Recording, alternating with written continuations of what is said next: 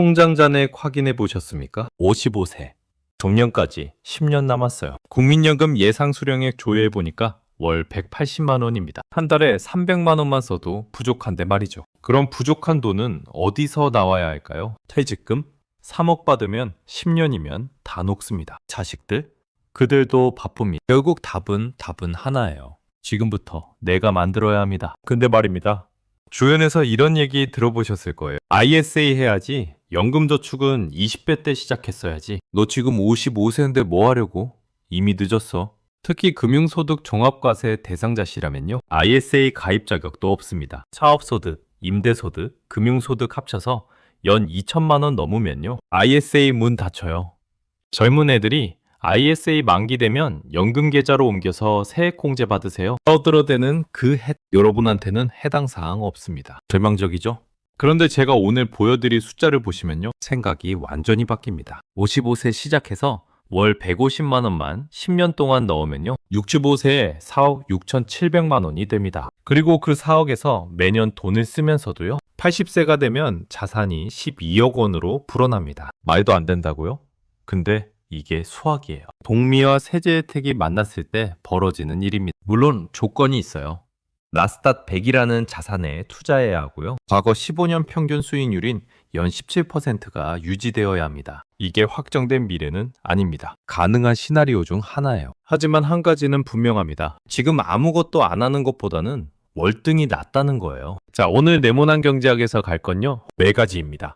첫 번째, 55세가 직면한 냉혹한 현실과 남은 선택지. 두 번째, 연금저축펀드가 왜 50대의 마지막 무기인지. 세 번째, 실제 숫자 시뮬레이션 17%, 15%, 10% 시나리오 모두. 네 번째, 내일 당장 실행하는 방법과 주의사항. 여러분, 구독과 좋아요는 영상 보시면서 천천히 눌러주세요. 자, 바로 시작할게요. 먼저 현실부터 직시해 보겠습니다. 통계청 자료에 따르면 2025년 기준 기대 수명은 약 85세예요. 은퇴 후 30년 이상을 살아야 한다는 얘기죠. 국민연금은요? 55세가 지금부터 열심히 내봐야 받는 금액이 월 150만 원에서 200만 원 사이입니다. 한 달에 300만 원만 써도 부족한데 말이죠. 문제는 시간입니다. 20대도 아니고 30대도 아니에요. 55세입니다. 은퇴까지 고작 10년밖에 안 남았어요. 더 큰 문제는 금융소득 종합과세 대상자라는 점입니다. 여러분이 만약 사업소득, 임대소득, 금융소득이 연 2천만 원을 넘는다면요. ISA 가입 자격 자체가 없습니다. 젊은 친구들이 ISA로 세금 아끼고 연금 계좌로 옮겨서 추가 세액공제 받는 그 루트. 여러분한테는 막혀 있어요. 그럼 뭐가 남았을까요? 연금저축펀드. 딱 하나입니다. 여기서 많은 분들이 착각하고 계세요. 연금저축? 그거 젊은 애들이나 하는 거 아니야? 나 같은 55세가 지금 시작해서 뭐가 달라지겠어? 이 생각 완전히 틀렸습니다. 오히려 55세야말로 연금저축펀드의 진가를 제대로 발휘할 수 있는 골든타임이에요. 왜 그럴까요? 첫 번째, 55세는 대부분 소득이 정점에 있는 시기입니다. 20대, 30대 때보다 훨씬 많은 돈을 벌고 계시죠? 월 150만 원, 연 1,800만 원을 넣는 게 불가능하지 않습니다. 두 번째, 55세부터 65세까지 딱 10년만 집중적으로 납입하면요. 그 다음부턴 손 하나 까딱 안 하고 복리가 알아서 일합니다. 세 번째, 연금저축펀드 안에서는 금융소득 종합과세가 없습니다. 이게 무슨 말이냐면요. 여러분이 일반 계좌에서 주식이나 펀드로 돈을 벌면요. 배당소득세, 건강보험료 폭탄까지 맞습니다. 하지만 연금계좌 안에서는요. 10억 원이 20억 원이 되어도 인출 전까지 세금이 단 1원도 없어. 이게 얼마나 무서운 혜택인지 아시겠습니까? 자, 구체적으로 어떻게 작동하는지 보여드릴게요. 55세부터 65세까지 10년 동안 월 150만 원. 그러니까 연 1,800만 원을 나스닥 100 ETF에 투자한다고 가정해 보겠습니다. 나스닥 100이 뭐냐고요? 애플, 마이크로소프트, 엔비디아, 테슬라. 미국 최고의 기술주 100개로 구성된 지수예요. 지난 10년간 연평균 약 17%의 수익률을 기록했습니다. 지난 15년으로 넓혀보면 연평균 15%에서 17% 사이에 놀라운 성과를 보여줬죠. 근데 여기서 중요한 거 하나 말씀드릴게요. 과거 수익률이 미래를 보장하진 않습니다. 나스닥 100은 오를 때 많이 오르지만 떨어질 때도 많이 떨어져요. 2022년에는 민업 32%까지 빠졌습니다. 2008년에는 미덤 41% 폭락했고요. 그럼에도 불구하고요. 장기적으로 보면 15년 이상 투자했을 때 항상 플러스 수익을 냈습니다. 이게 팩트예요. 자, 그럼 세 가지 시나리오로 계산해 보겠습니다. 시나리오 1, 연 17%, 과거 최고 구간 평균. 시나리오 2연 15%, 과거 20년 평균. 시나리오 3연 10% 보수적 가정. 하나씩 보시죠. 먼저 시나리오 1, 연 17%입니다. 55세부터 65세까지 10년간 매달 150만 원씩 넣으면요. 투자 원금은 총 1억 8천만 원입니다. 이 돈을 연봉이 17%로 굴리면 65세 시점에 자산은 약 4억 6,700만 원이 돼요. 원금의 약 2.6배입니다. 벌써 놀라셨나요? 아직 끝이 아닙니다. 65세부터 69세까지 5년 동안은 연 3천만 원씩만 인출합니다. 한 달에 250만 원 정도 쓰는 거죠. 국민연금 200만 원에 연금저축에서 250만 원 나오면 한 달에 450만 원 쓸 수 있어요. 그럼 어떻게 될까요? 65세 연초 4억 6,700만 원에서 3천만 원을 인출합니다. 남은 4억 3,700만 원이 연 17% 수익을 내면 연말에는 5억 1,100만 원이 됩니다. 66세 연말 5억 6,300만 원, 67세 연말 6억 2,300만 원, 68세 연말 6억 9,400만 원, 69세 연말 7억 7,700만 원. 5년 동안 총 1억 5천만 원을 썼는데요. 자산은 4억 6,700만 원에서 7억 7,700만 원으로 늘어났습니다. 70세부터는 본격적으로 1억 원씩 인출합니다. 한 달에 830만 원 정도 쓰는 거예요. 국민연금 200만 원 합치면 한 달에 1,030만 원 씁니다. 여유로운 노후죠. 80세 연말에는 약 13억 원이 됩니다. 돈을 쓰는 속도보다 돈이 버는 속도가 더 빠른 거예요. 근데 말입니다. 17%가 15년 동안 계속 유지될까요? 솔직히 말씀드리겠습니다. 아무도 모릅니다. 과거 10년이 그랬다고 해서 미래 15년도 그럴 거라는 보장은 없어요. 그래서 보수적인 시나리오도 보여드릴게요. 시나리오 2, 연 15%입니다. 55세부터 65세까지 10년간 월 150만 원씩 넣으면요. 65세 시점의 자산이 약 4억 1,300만 원 정도가 됩니다. 17% 시나리오보다는 적지만 그래도 원금의 2.3배예요. 푼저보 69세, 연 3천만 원씩 인출, 7,080세, 연 1억 원씩 인출. 계산해 보니까요. 80세 연말에 약 9억 5천만 원이 남습니다. 시나리오 3, 연 10%입니다. 정말 보수적으로 잡은 거예요. 10년간 월 150만 원씩 넣으면 65세에 약 3억 700만 원이 됩니다. 원금의 1.7배예요.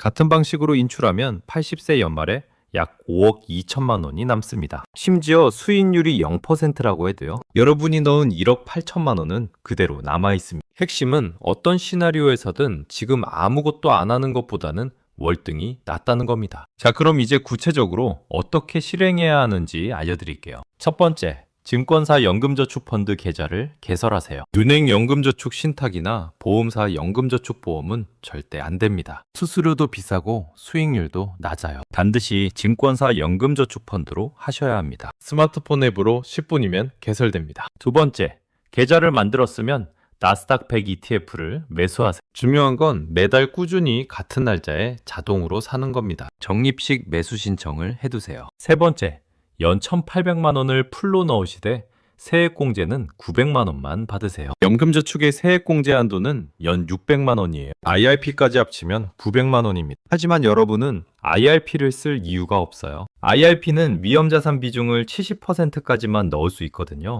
연금저축펀드는 100%다 나스닥 100에 넣을 수 있습니다. 그러니 연금저축에 1,800만 원을 다 넣으세요. 이 중 900만 원에 대해서만 세액공제를 받고요.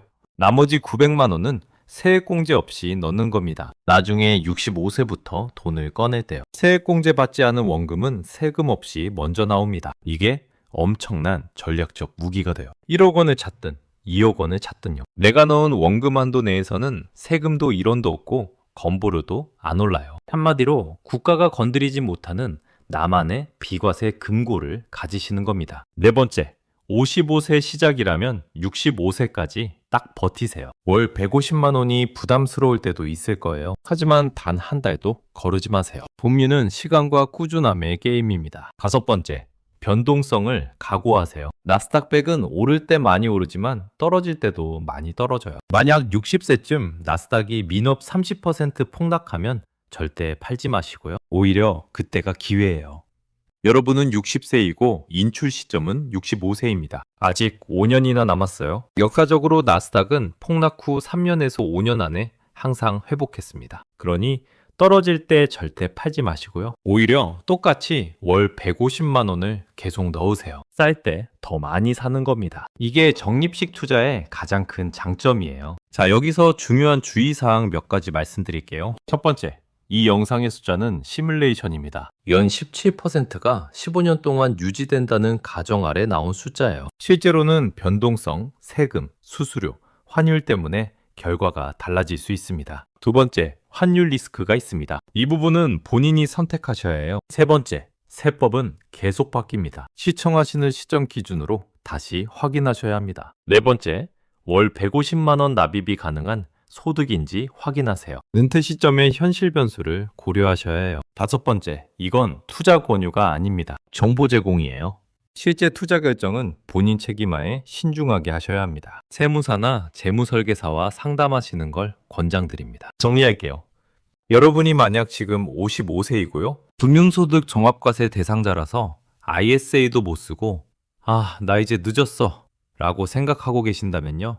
절대 늦지 않았습니다. 지금 이 순간이 가장 빠른 순간이에요. 월 150만 원만 딱 10년 동안 나스닥 100에 넣으세요. 55세 시작이라면 65세까지 버티세요. 그럼 65세에 최소 3억, 최대 4억 6,700만 원이 됩니다. 연 17% 시나리오라면 80세에 13억 원, 연 15% 시나리오라면 80세에 9억 5천만 원, 연 10% 시나리오라면 80세에 5억 2천만 원, 연 0% 시나리오라도 원금 1억 8천만 원은 그대로 남습니다. 오늘 바로 실행하세요. 증권사 앱을 열어서 연금저축펀드 계좌를 만드세요. 그리고 첫 번째 150만 원을 나스닥 100에 투자하세요. 다만 기억하세요.